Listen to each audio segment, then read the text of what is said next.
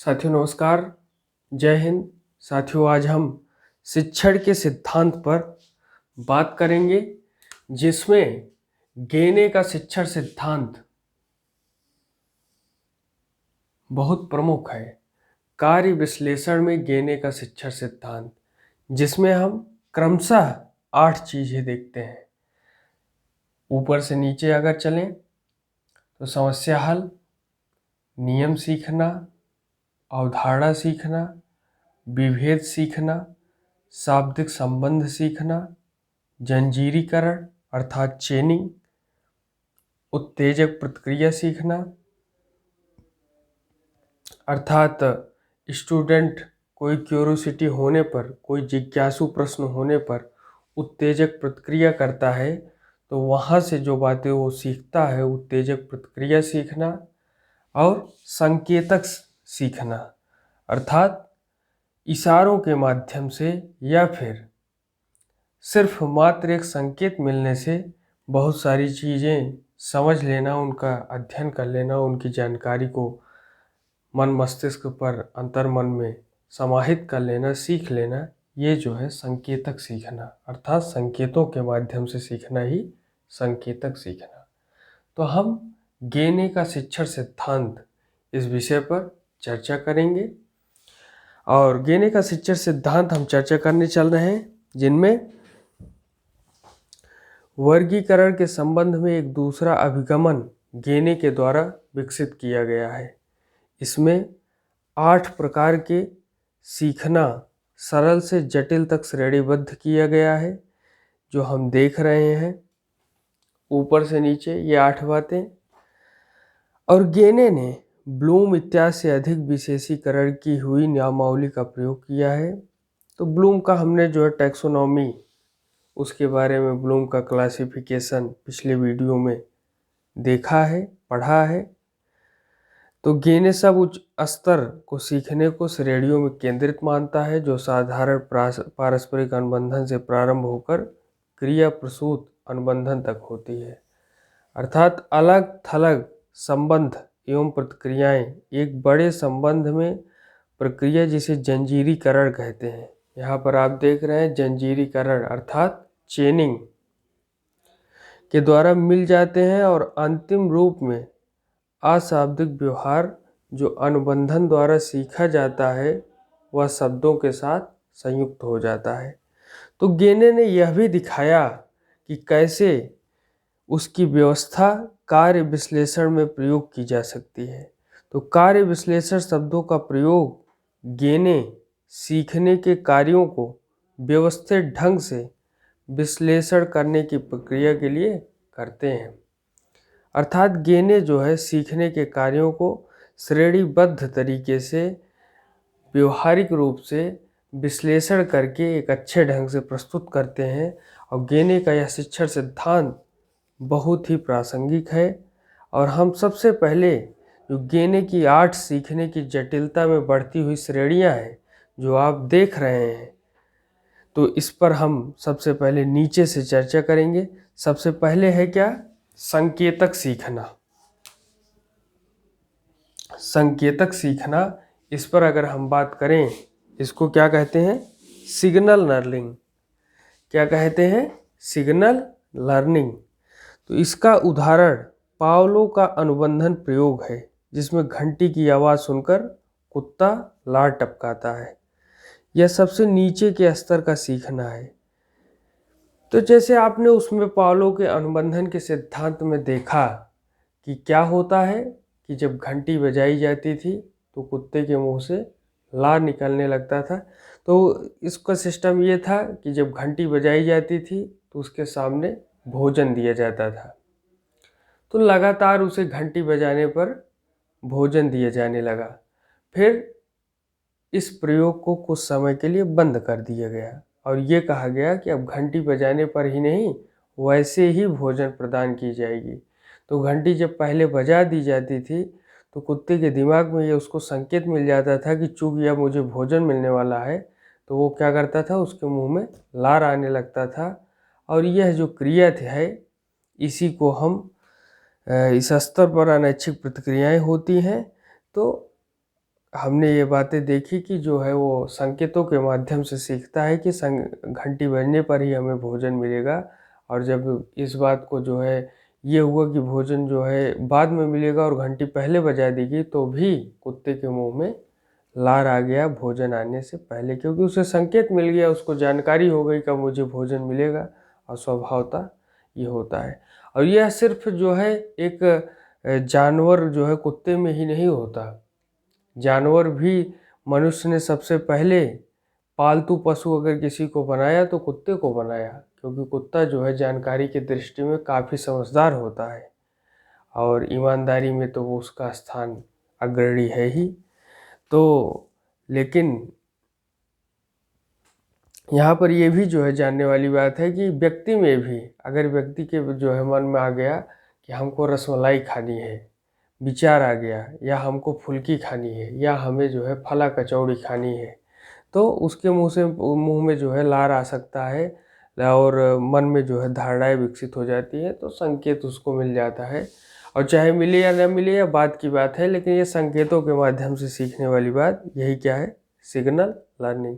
और न सिर्फ ये किसी एक खाद्य पदार्थ या वस्तु के लिए है, यह शिक्षण शास्त्र की सभी विधियों के लिए है।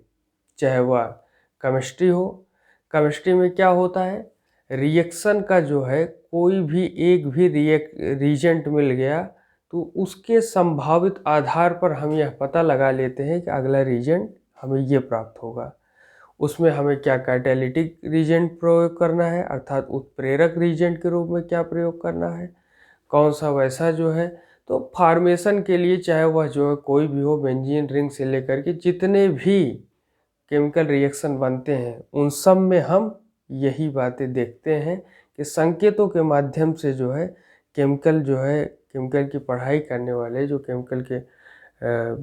केमिस्ट्री के स्टूडेंट है वो इस बातों को अच्छी तरीके से जानते हैं कि सिग्नल लर्निंग केमिस्ट्री में बहुत बड़ा रोल और समझने की दृष्टि से काफ़ी महत्वपूर्ण होता है। चाहे वह फिजिक्स हो, मैथ हो, और तमाम जो है सारे सब्जेक्ट, ये सिग्नल लर्निंग उनमें महत्व है। गेने की ये जो 8 बातें हम देख रहे हैं, न सिर्फ ये शिक्षण के सिद्धांतों में सिर्फ नए बीएड के छात्रों के लिए बल्कि सभी छात्रों के लिए, शैक्षिक तकनीकी के छात्रों के लिए और भी सभी छात्रों के लिए यह बहुत ही महत्वपूर्ण है। और इनका प्रयोग तो हम कंप्यूटर साइंस में सिग्नल लर्निंग का बहुत ही ज़्यादा देखते हैं, संकेतों का। और वहाँ पर तो संकेतों के ही माध्यम से प्रयोग किया जाता है। जैसे बाइनरी भाषा है तो बाइनरी भाषा 0 और 1, तो सबसे ज़्यादा वहाँ 0 और 1 का प्रयोग होता है। 0 और 1 के प्रयोग होने के कारण ही वहाँ पर सारी चीज़ें एक डाटा फीडिंग के आधार पर बनाई रहती हैं और डाटा फीडिंग के आधार पर ही कंप्यूटर वर्क करता है। जो भी डाटा उसमें फीड रहती है उसी के हिसाब से वो रिएक्ट करता है। जैसे कैलकुलेटर संगणक जब बना तो पहले जो है इतनी लंबी लंबी इकाइयों को अपने अंदर सीमित नहीं कर पाता था, यानी करोड़ों अरबों और खरबों और नील महापद्म शंख महापद्म तक जितने भी जो है डिजिट हैं, मिलियन बिलियन ट्रिलियन, तो इतनी लंबी कैलकुलेशन नहीं कर पाता था। धीरे धीरे इसकी सीमाओं को बढ़ाया गया, डाटा फीडिंग को बढ़ाया गया और इन सब को एक डाटा फीडिंग के आधार पर ही कैलकुलेट करके जो है इनमें जो है प्रयोग किया गया। और आप देखते हैं कि जो है ये कैलकुलेटर कितना उपयोगी साबित हो रहा है। और आप महसूस करेंगे कि जो छोटी मोबाइल है उनमें जो है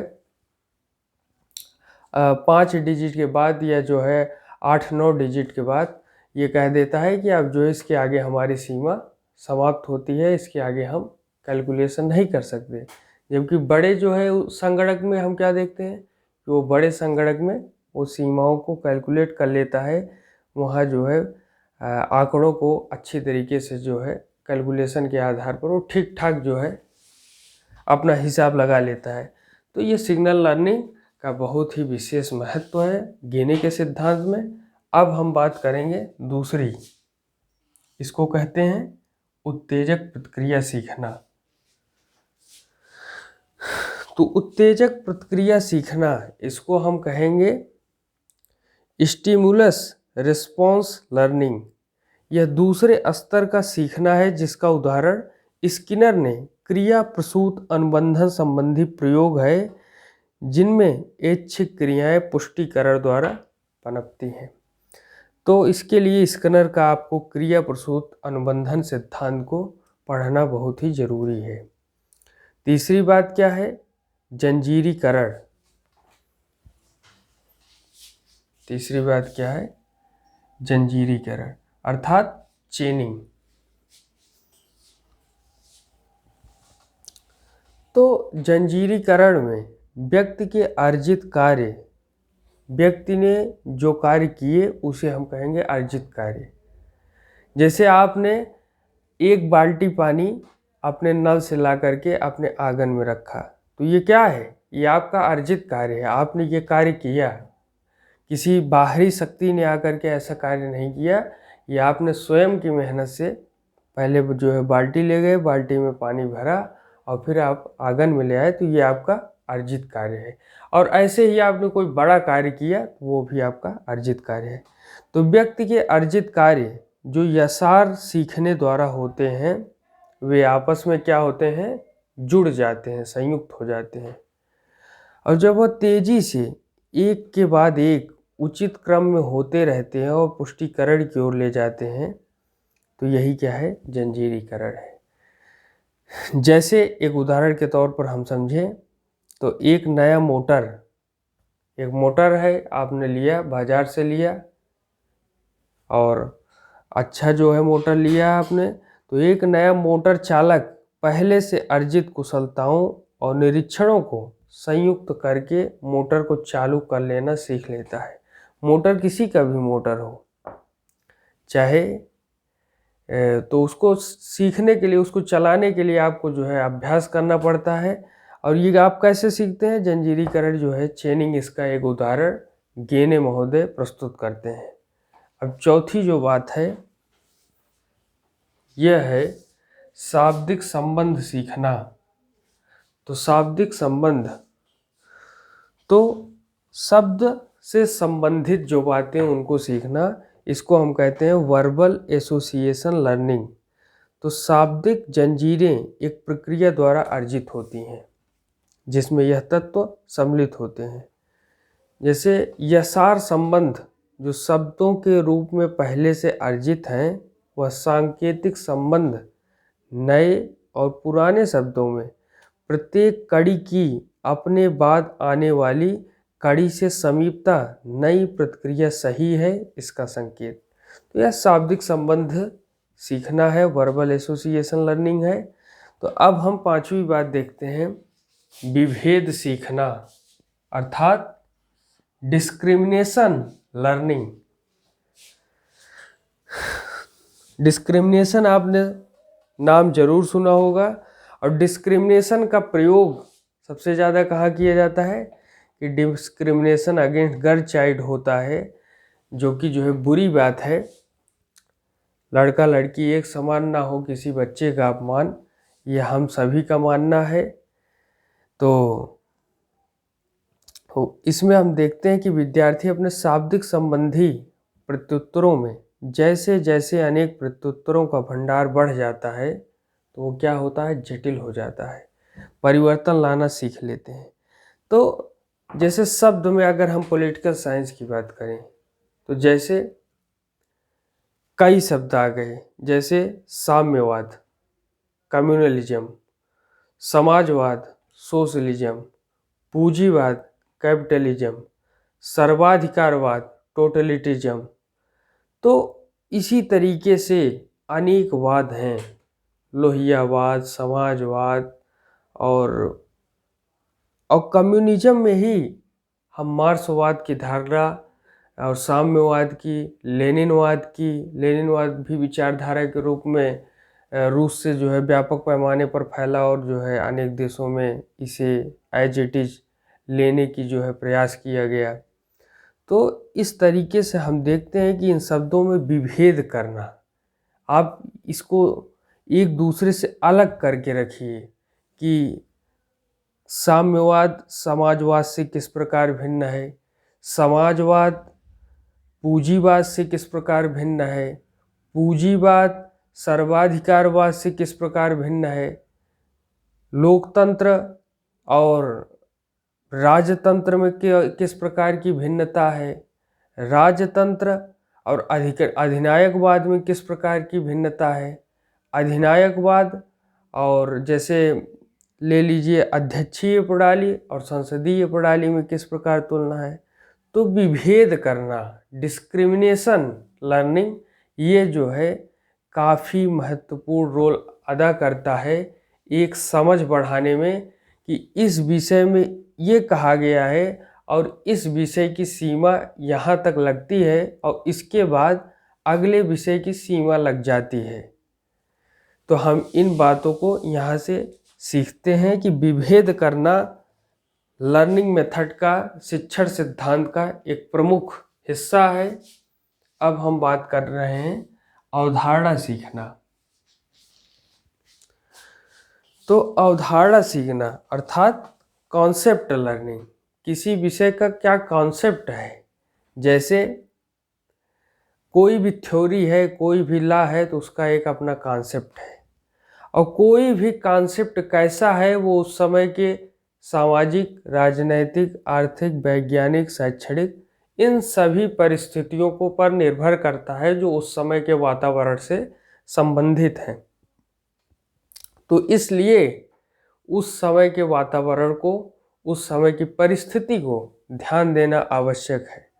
जब भी हम राजनैतिक व्यवस्थाओं में देखते हैं, चाहे वह थॉमस हॉब्स की चर्चा हो, चाहे वह जेरेमी बेंथम की चर्चा हो, चाहे वह प्लेटो की चर्चा हो, चाहे वह अरस्तू की चर्चा हो, चाहे वह हाउस की चर्चा हो, चाहे वह जो है किसी अन्य विचारक की चर्चा हो, तो इन सब में हम देखते हैं कि उन्होंने जो अपने अवधारणा रख दी है, जो अपने विचार दिए हैं, चाहे प्लेटो ने न्याय का सिद्धांत दिया हो, अरस्तू ने दिया हो, और उसके बाद अनेक विद्वानों ने दिया हो न्याय का सिद्धांत, उन सब में जो भिन्नताएं हैं वो उनके सामाजिक परिस्थिति, उनके वातावरण में पैदा हुई राजनीतिक व्यवस्था के कारण उनको ऐसा विचार उन्होंने रखा।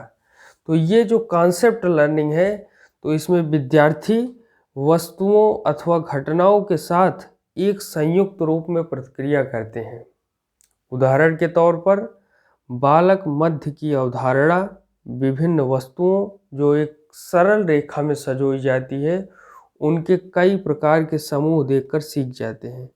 तो यहाँ पर अवधारणा सीखने वाली बात करते हैं। और उसके बाद हम देखते हैं कि नियम सीखना अर्थात रूल लर्निंग। तो यहाँ पर नियम सीखने का अपना एक विशेष महत्व है। और फिर समस्या हल, प्रॉब्लम सॉल्विंग, और हर विषय में ये 8 बातें हम देखते हैं कि समस्या हल, नियम सीखना, अवधारणा, विभेद, शाब्दिक, जंजीरीकरण, उत्तेजक और संकेतक। तो ये 8 बातें हम शिक्षण के सिद्धांत में देखते हैं। और 8 बातें इतनी ज़्यादा महत्वपूर्ण है जो न सिर्फ एक शैक्षिक तकनीकी के विषय के लिए बल्कि होल सब्जेक्ट, संपूर्ण सब्जेक्ट के लिए ये 8 बातें कहीं ना कहीं बहुत ही महत्वपूर्ण है। और अपनी अपनी बातों के माध्यम से वे हर विषय में अपने विस्तार क्षेत्र को व्यापक रूप से बढ़ा रही हैं। धन्यवाद। जय हिंद।